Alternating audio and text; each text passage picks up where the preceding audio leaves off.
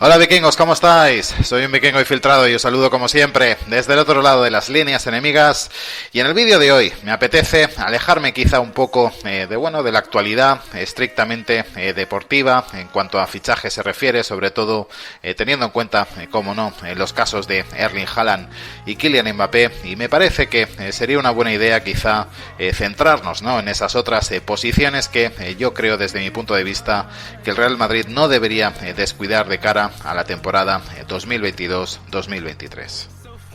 Hace algunos días os recomiendo un vídeo que hice en el cual comentaba un poco las diferencias en cuanto a lo que serían fichajes estratégicos y fichajes que vendrían a cubrir necesidades deportivas, ¿no?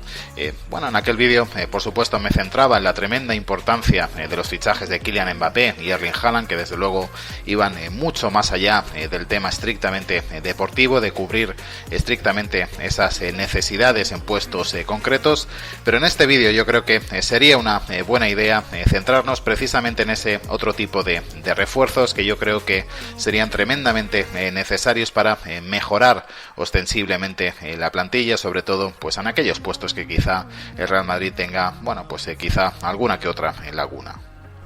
Entrando ya en materia, vamos a usar como premisa que que finalmente efectivamente el Real Madrid hace efectivo los fichajes de Erling Haaland y de Kylian Mbappé, y por supuesto vamos a contar que el Real Madrid gana la Liga y por supuesto Carlo Ancelotti continuaría como entrenador, ¿no?, teniendo en cuenta sobre todo el dibujo, el 4-3-3, que es el que viene aplicando el entrenador italiano en el Real Madrid, ¿no? Pero como os digo, me gustaría ir un poco línea por línea, alejarme un poco del tema Mbappé y Haaland, y si os parece, vamos a empezar, como no, por la portería, ¿no? Yo creo que ahí el tema está bastante claro. Yo creo que ahí desde luego no hay discusión que Thibaut Courtois tiene que seguir siendo desde luego el portero de referencia del Real Madrid, ¿no? Yo creo que aparte de la enorme calidad que demuestra en cada partido, yo creo que además es un auténtico líder, es uno de los nuevos grandes líderes de este vestuario.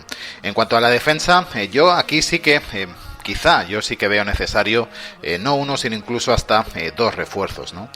Sí que es cierto que en el lateral izquierdo, como sabéis, Marcelo finaliza contrato, pero yo creo que ese puesto lo podríamos tener bastante bien cubierto, desde luego con la presencia de Ferland Mendy, toda una garantía en defensa. Por supuesto, yo creo que tendríamos la opción de darle minutos importantes, desde luego, para mí a una de las grandes promesas de nuestra cantera, que es Miguel Gutiérrez, y en el caso de que Ancelotti no confíe del todo en esa posibilidad, siempre tendría la opción de contar con David Alaba, ¿no?, que todos sabemos que ha sido un excelente lateral izquierdo, ¿no?, un jugador con una polivalencia y una calidad tremenda en cualquier puesto, ¿no? Pero para ello, desde luego, sería interesante hacerse con un tercer central de garantías. Un tercer central que desde luego el jugador que más viene sonando es el jugador alemán del Chelsea, Antonio Rüdiger, ¿no? Ya hicimos un vídeo específico hablando de Antonio Rüdiger, no me voy a detener demasiado en el central alemán, pero desde luego que sería un refuerzo tremendamente interesante, ya no solo por la posibilidad de incluso jugar con un sistema de tres centrales, sino también porque permitiría hacer una pareja Militao-Rüdiger, y con esa pareja, en caso de necesidad, podría desplazarse al lateral izquierdo, por supuesto, al austríaco David Alaba. Otra opción que también desde luego te proporciona el central alemán Antonio Rüdiger sería incluso la posibilidad de de incluirle en el lateral derecho, ¿no?, que seguramente sea la posición que tenemos más coja, ¿no?, pero quizá no dejaría de ser simplemente un parche, ¿no?, sobre todo teniendo en cuenta las numerosas bajas que está teniendo, sobre todo en las últimas temporadas, Dani Carvajal, que es nuestro único lateral derecho natural, ¿no? Desde luego que también podemos contar con unas buenas prestaciones, unas prestaciones correctas, tanto de Lucas Vázquez como de Nacho, pero insisto, seguimos teniendo el problema de no tener una opción natural natural para sustituir a Carvajal en ese puesto, ¿no? Bueno, pues durante estos meses, desde luego, también se han hablado de varias opciones. Principalmente yo he escuchado a dos. La primera fue la del lateral inglés Alexander Arnold, que ahora pues bueno, parece que estaría bastante lejana, y sobre todo últimamente se ha venido hablando del lateral derecho español del Sporting Club de Portugal, Pedro Porro, ¿no? Bueno, pues desde luego que sería una opción realmente interesante, teniendo en cuenta las numerosas ausencias por lesión de Dani Carvajal en los últimos años, y por supuesto pues esa bueno, imposibilidad, ¿no? de tener quizá un relevo más natural en ese puesto, ¿no? Un relevo en el que, bueno, pues al final siempre acabamos tirando bueno, pues de ciertos parches que cumplen, pero no son exactamente especialistas en ese puesto. Vamos, si os parece, con el centro del campo del Real Madrid. Y bueno, pues aquí lo cierto es que yo creo que bueno, pues la cosa no está nada clara, ¿no? Yo creo que va a depender mucho de cómo sea el rendimiento a final de temporada, tanto de Toni Kroos como de Luka Modric, como de Casemiro, y por supuesto también del protagonismo que puedan ir cogiendo Fede Valverde y Eduardo Camavinga, ¿no? Tampoco nos olvidemos, ¿no?, de Antonio Blanco, ¿no?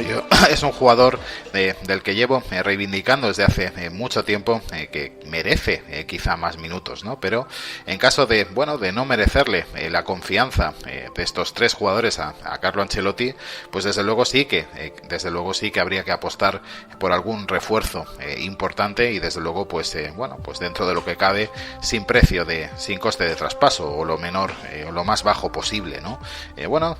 Durante los últimos meses desde luego sí que ha habido varios nombres que se han ido barajando, pero ciertamente da la sensación, ¿no?, de que son posibilidades que da la sensación de que bueno, se han ido alejando un poco, ¿no? No están tan claras como otras opciones, ¿no?, como las de Haaland, como las de Mbappé o las de Rüdiger, ¿no? Se ha venido hablando de Tchouaméni, jugador muy interesante y muy joven del Mónaco. Se ha venido hablando también de Kessie, del Milan, jugador también tremendamente interesante, y por supuesto, cómo no, bueno, pues teniendo en cuenta que Paul Pogba finaliza contrato, pues bueno, pues tampoco sería nada de extrañar, ¿no?, que el Real Madrid en algún momento se plantee esa opción. De hecho, bueno, pues en algún momento ha habido alguna que otra información que desde luego también relacionaba al francés con el Real Madrid. Como os digo, va a depender mucho, ¿no?, de cómo finalice la temporada la CMK, y va a depender también mucho del protagonismo que puedan ir cogiendo jugadores como Camavinga, Fede Valverde o Antonio Blanco.